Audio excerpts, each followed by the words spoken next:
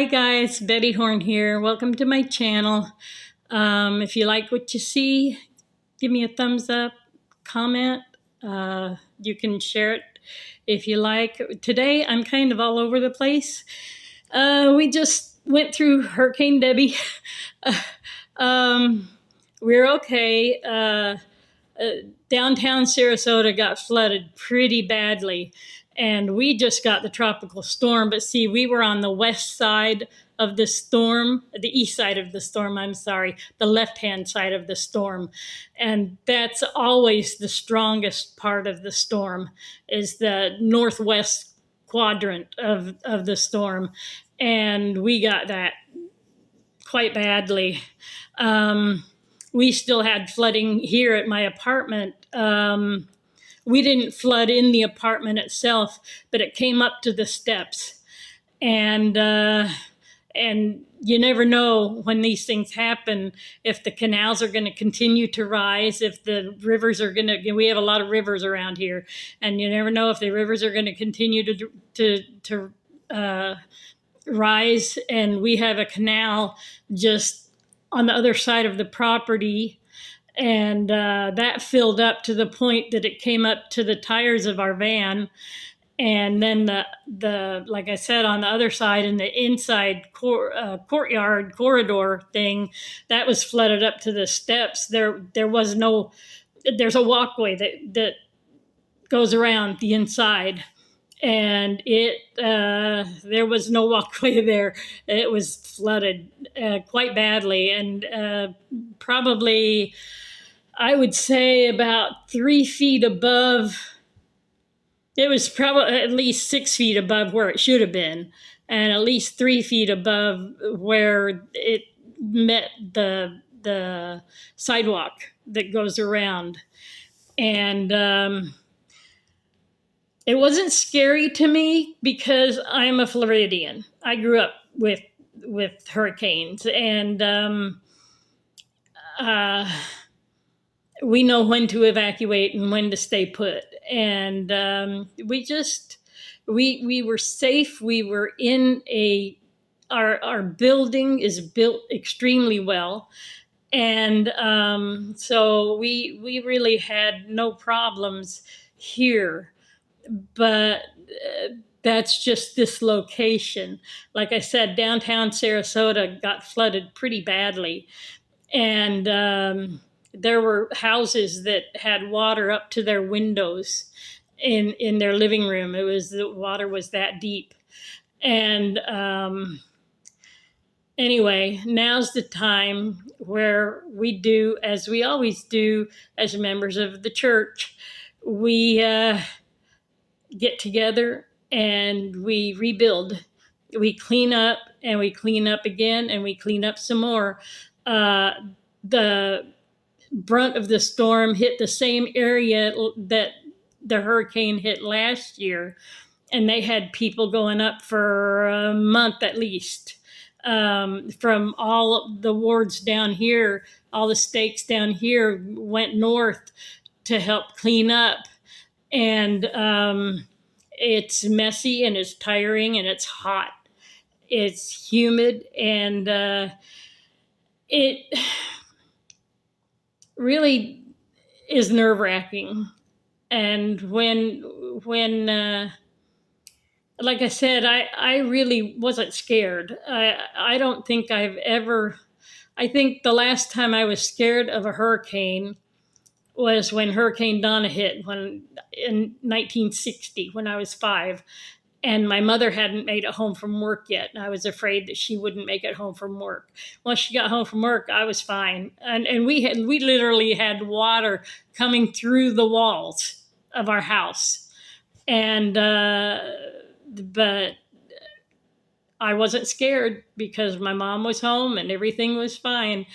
And so anyway, I'm all over the place today. In my studies, what I studied this morning was where Alma went to teach, and I've even lost my track of where it was, where Alma went to teach the Zoramites. And let me see if I can find it here. I think it's Alma 37, might have been. Let me. I'm not really prepared. Like I said, I'm all over the place, and uh, uh, so I'm kind of lost. uh, Still trying to put it together, I guess is what I'm trying to say. I'm just still trying to put my life together. And uh, not that anything went bad here, but I'm so flustered about. Um, okay, I got volunteered to sing at a ward Sunday, at the ward that follows my ward. But I teach primary. I teach the music in primary. So I had to find somebody to cover for me there, and then I had to get them the music, and I had to make sure they know what's going on because my wards, the kids are playing the bells for one of the songs, and it's going to be really really cute, and it's going to be really really the kids love it, and that's their treat at the end of the song practice as they get to practice their bells. They're going to be playing Faith. Faith is knowing the sun will rise, lightning each new day, and I. It's so cute. It's so cute, and um,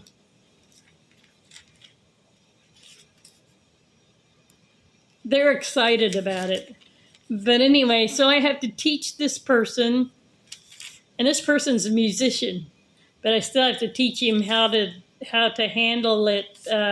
It's chapter 31. It's where I'm talking to you while I'm looking for it. Chapter 31 is what I was studying this morning, and I'll go through that with you. But I just wanted to tell you what's going on. I had to teach him how to show the kids how to play the bells because we don't have very many children in our ward, and we never know who's going to show up each week. So you can't assign a note, a bell, to a student because you don't know if they're going to be there or not. And so each week it's just everybody grabs the bells they want, and you have to point to the ones that Faith is knowing the sun will rise, lightning each new day, and you have to point to each bell so they'll ring it. And anyway, I had to teach him how to do it because he didn't know what I was doing. Nobody knows what I'm doing when I am in my musical element when I'm trying to teach the kids, and I have to teach other people how to teach the kids so that they know what to do when they're covering for me. So I've got this song I've got to sing. It's one of the new hymns in our hymn book, and then I've got that song. I've got to teach them about primary. And then just coming off of hurricane, they canceled church because they didn't know how bad things were going to get. So I'm kind of up in the air. It's just a mess. But I'm still trying to study, and anyway, there were some things in here. I'll read the heading. Alma heads a mission to reclaim the apostate Zoramites. The Zoramites deny Christ, believe in a false concept of election, and worship with set prayers. The missionaries are filled with the Holy Spirit. Their afflictions are swallowed up in the joy of Christ. And as I was reading this, I was noticing the prayer that Alma prayed over the people who were with him. Now let me tell you who he brought with him. He brought Ammon and Aaron and Omner. He left Himni in Zarahemla. And then he also took Amulek and Zeezrom, and he also took two of his sons. He left behind Helaman, but Corianton and Shiblin came with him. But I was really kind of I noticed this prayer, and every time he prayed over them, it was to it says, O Lord, wilt thou give me strength that I might bear with mine infirmities? For I am infirm, and in such wickedness among this people doth pain my soul. This is verse 30. And then, O Lord, my heart is exceedingly sorrowful. 31. Wilt thou comfort my soul in Christ? O Lord, wilt thou grant unto me that I may have strength, that I may suffer with patience these afflictions which shall come upon me because of the iniquity of this people. And he prayed that for himself. He prayed that for everyone that was with him. Not that they would be able to forbear the trials, not that they would even be able to withstand what they were already dealing with. He knew that there was going to be stuff coming that they couldn't handle without Christ, and they couldn't handle without it. And we need to look at that in today. The stock market dropped 1,000 points. I mean, economically, everything's gone to pot. If you look at the news, which I don't watch the news, but I just know about these things anyway, you see where there's trickery and where there's planned trickery. There's a plan to disqualify President Trump even if he wins the election. And it's like, where is this coming to? The last time, it's like, yeah, Biden got more votes than Obama. It's like, yeah, well, if you believe that, I got, what's that? I got 40 acres in Arizona. And I don't care which side you're on. I don't care which, I mean, I'm conservative and I'm not ashamed to say that, but I don't care which side you're on. Wrong is wrong. And when you shut down your voting and then you allow votes to come in the middle of the night to be counted, there's something fishy going on. Well, they know they can't get away with it this time. So now they're planning on using the Constitution itself to disqualify the one of the contenders for the presidency. Even if he wins, they're going to say that it's illegitimate, that he's not a winner, that he didn't win. And it's going to start a civil war because there's going to be, people think the riots in Seattle were bad, 2-3 years ago. People think the riots in Minneapolis were bad. We're going to have an uprising and it doesn't matter which way it goes. If it doesn't go the way it's supposed to go, if it doesn't go legally, and that's what I mean by that. I don't mean if Trump wins or if Harris wins. It doesn't matter which one wins. If they win legitimately, they win. And I think the issue is the legitimacy of the election. But these things are going on around. I mean, this book of Mormon was written for us. It was written for us in these days, right now. About people who already lived and died and went through all of this stuff. We need to know how they did it. And how did they do it?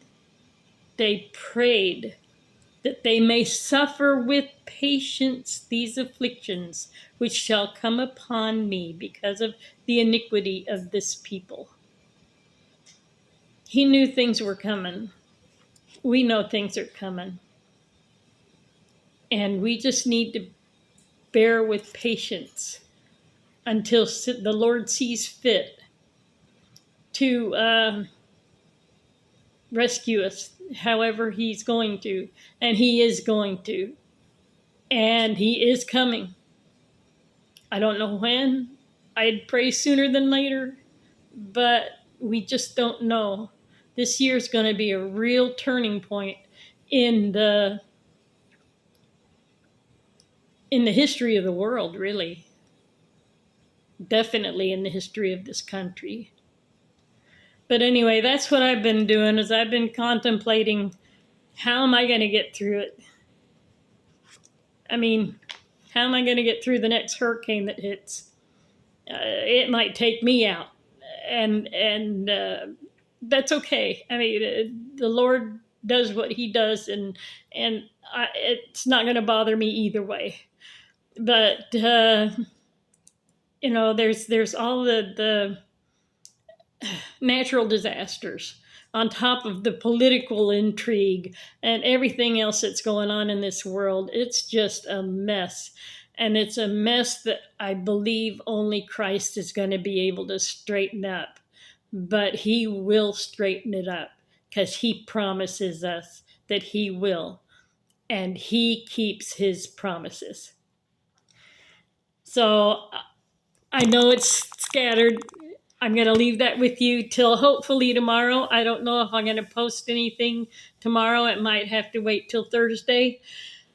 It all depends upon what gets done and what we're called upon to do to help our community here in Florida. And I'll see you next time.